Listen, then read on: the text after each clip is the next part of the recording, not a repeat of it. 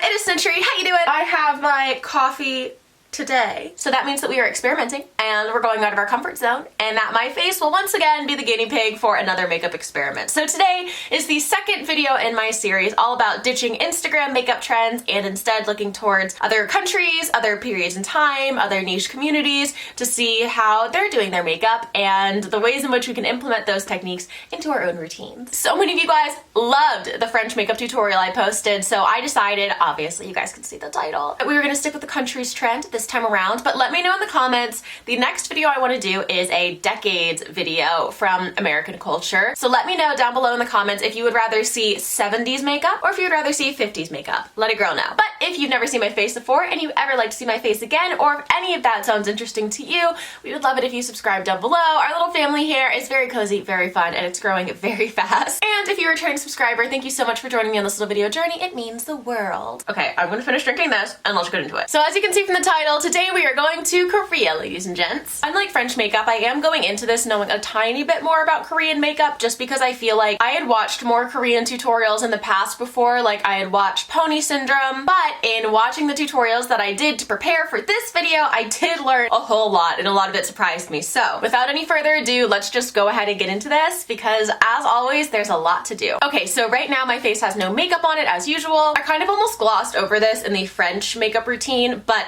skincare is such a big part of Korean beauty that I did want to specifically mention it. In so many of the videos I've watched from Korean creators in the past couple years, it's always been clear to me that skincare is equally important to the makeup, if not more important. So I'm gonna rapid fire go through what I use for my skincare because it is similar to every other video. So while this is sort of a culture that focuses more on skincare maybe than American beauty, my personal skincare has not really changed. So first thing I do is I go in with my MAC Fast Response Eye Cream. You guys know my under eye bags are those girls, okay? They are persistent. Next, I'm gonna go in with my IT Cosmetics Confidence in a Cream Moisturizer. I like this because it's really light. A lot of moisturizers that I've used in the past have been great for nighttime, but just way too heavy for day. And in a lot of the tutorials I watched, and again, those will be linked down below in the description if you guys want to watch like, my source material, specifically using a light moisturizer. So that's why I went ahead and went with this one today. And then for my primer, I'm gonna go in with Milk Hydro Grip. One thing I did notice in Korean makeup is that they typically did not put the primer all over their face. They just put it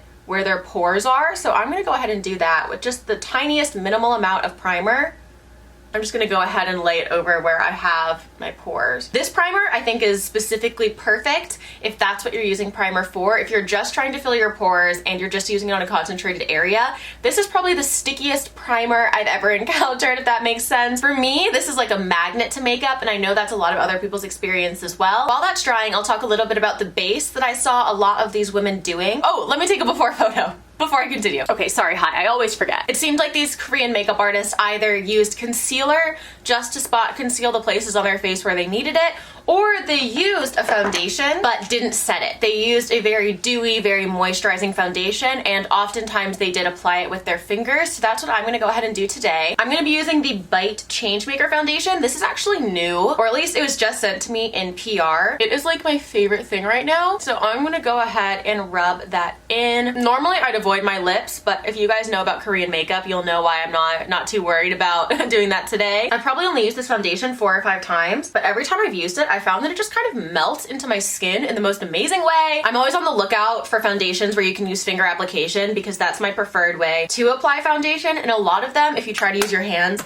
get very streaky and just look really uneven and kind of start to ball up. But if you're like me and you want something that's a little bit more full coverage than a BB cream but sort of functions like one, thus far this one's been great. For concealer, I saw a lot of cream concealer and in general just a lot of cream products in these tutorials. I'm not a big fan of cream concealer. I feel like it always stays very thick on my face, but I also didn't want to just use a liquid because that felt like copping out. So instead I went to Target and I got a drugstore product. This is the L'Oreal True Match Crayon Corrector. So basically a cream concealer in a crayon form, which I think will function about the same way that a concealer in a pot does. So what I'm gonna do is just go ahead and draw underneath my eye and just fill in my under eye bag that way. I've never used a Korean concealer before. Just gonna go ahead and pat that out. Is this my new favorite concealer? Guys, I'm gonna do the same on the other side. This is insane. I don't know if this is just like the first time I've had a concealer that truly matches my skin or what, but whoo! And then I also saw some creators spot concealing, so that's what I'm gonna do. I have a little spot up here,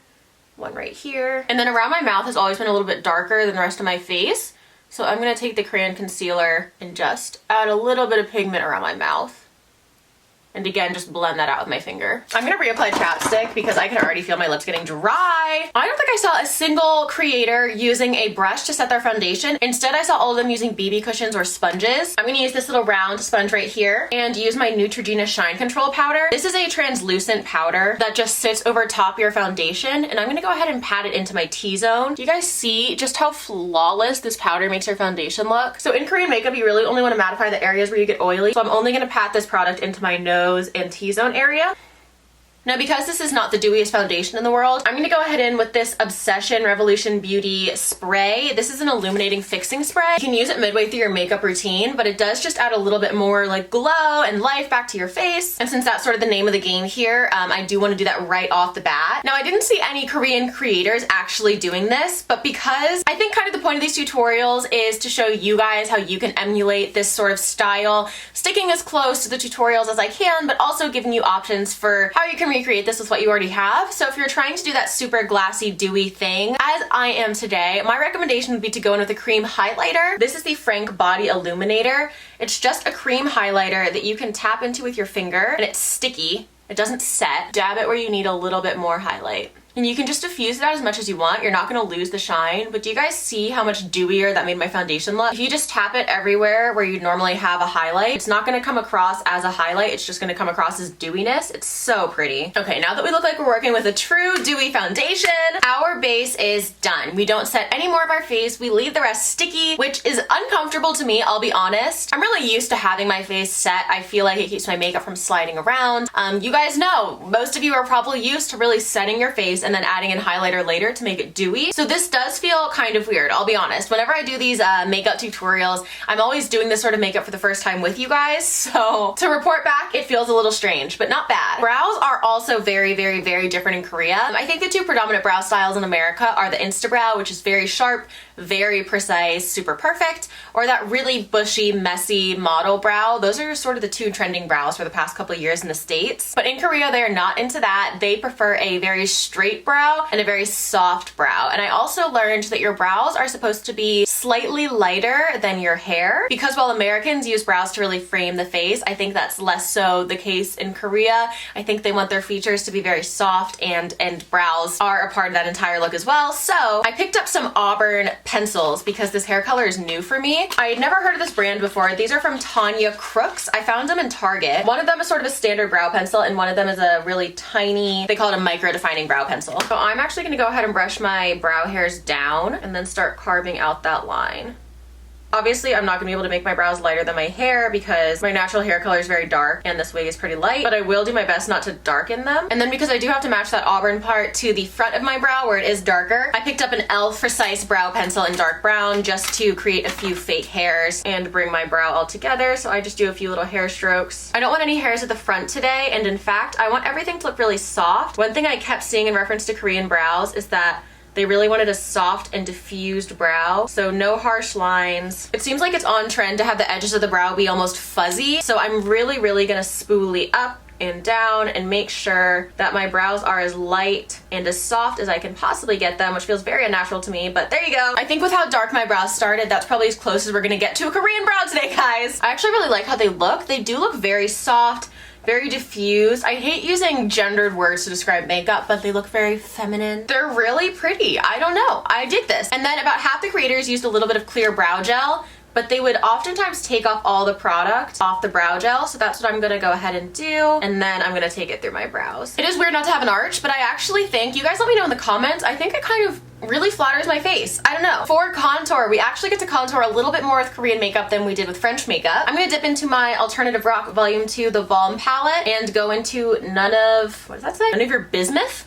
That's kind of funny. I'm gonna take it on a fluffy brush like this, and go ahead and contour my eyes. Typically when I saw women contouring in these tutorials, they used a shade that was extremely close to their skin tone, and they would follow the curve of their eyes down to their nose and just sort of contour that way. It's a much softer way to contour, I think. It just kind of gives you the hint of a shadow. I'm definitely not going to be able to snatch my nose this way, but I do think it gives you some nice definition. And then as far as cheekbones and jaw and that kind of stuff goes, I really did not see anyone contouring that part of their face. If anything, the only contour they did was a tiny bit of blush. I'm going to be using the NYX Sweet Cheeks Matte Blush. Normally this is not the type of shade I would go for. It's very pink. I'm not really a pink girl.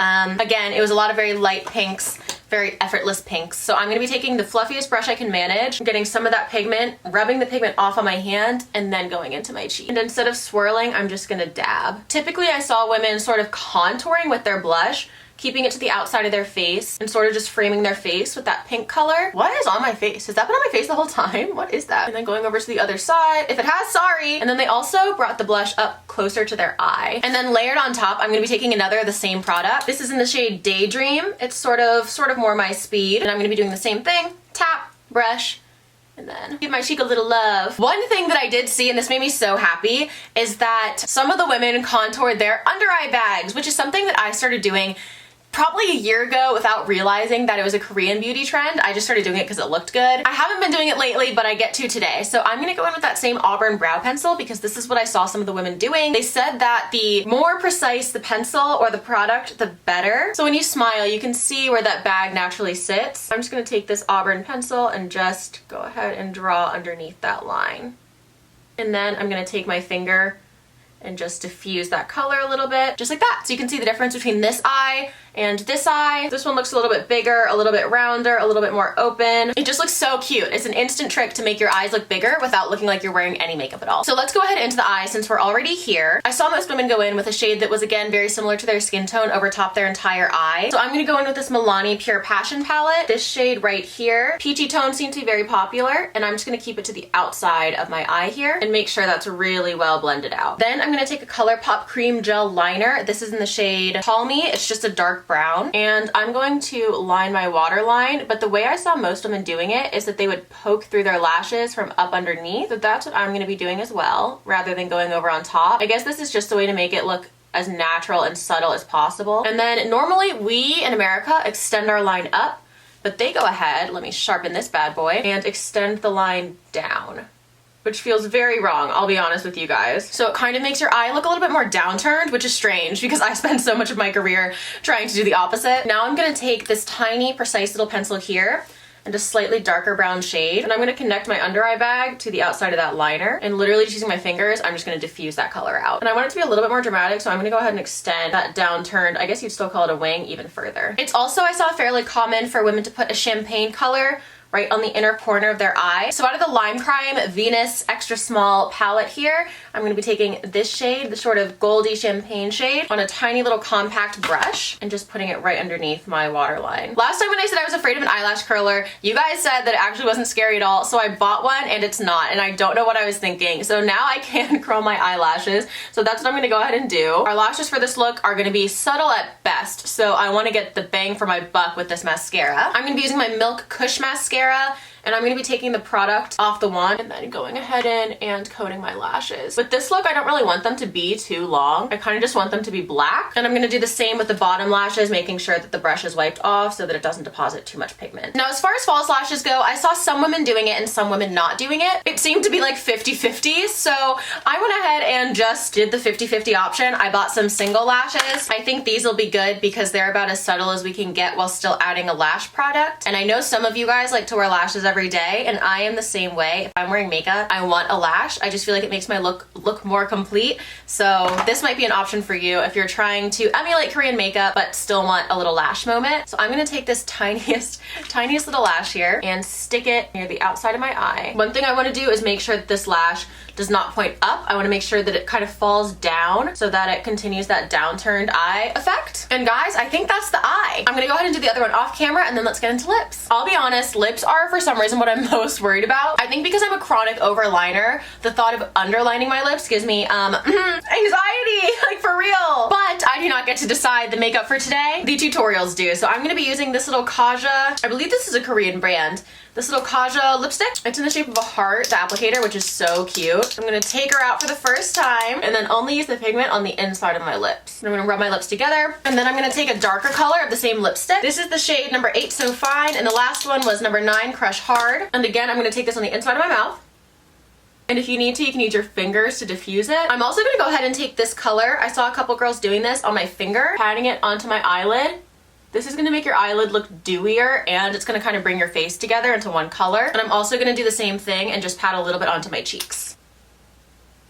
And then again, this is something that I'm adding in that you could do if you were like me and you don't want your lips to look so kind of malnourished compared to how they normally do. You can take a lip liner and just line up the sides, just halfway up and down at the bottom. It doesn't make a huge difference, but I still like doing it sometimes. And then as final steps, I'm gonna be going back in with my little highlighter that I talked about earlier, adding a little bit more dewiness wherever I think my face kind of needs it, wherever powder or eyeshadow or just time has sort of taken that dewiness away. This concealer product, for as amazing as it was at first, didn't really stay. So I'm gonna go ahead and reapply her. And y'all, I think we've done it! This is very, very different from my normal face. The brows are extremely different. The eyes, oh my god, turning my eyes down rather than turning my eyes up, girl, couldn't be me, but today it is. We used a light pink blush rather than the orange blush I normally use. There's no contour, which is driving me absolutely bonkers. We tried to under mascara our eyes. We didn't set our face with powder. We didn't add a blinding highlight. We're still dewy, we're still not set, and the colors are all very light and effortless. So essentially it is the opposite of the makeup that I normally do, or the makeup that I've been doing for the past like 4 years. And you know what, girlies? I think it looks fucking amazing. So let me know what you guys think in the comments, as well as any suggestions on future videos you want to see. I would love to have them because your girl is still in the process of collecting ideas and you all have so many great ones. If you made it to the end of this video, hit me with a sunshine emoji. Let's do the sunshine today, okay? I think the world kind of needs it lately. Thank you for being my friend today and always, and I will see you guys in the next one. Mwah. Bye, guys.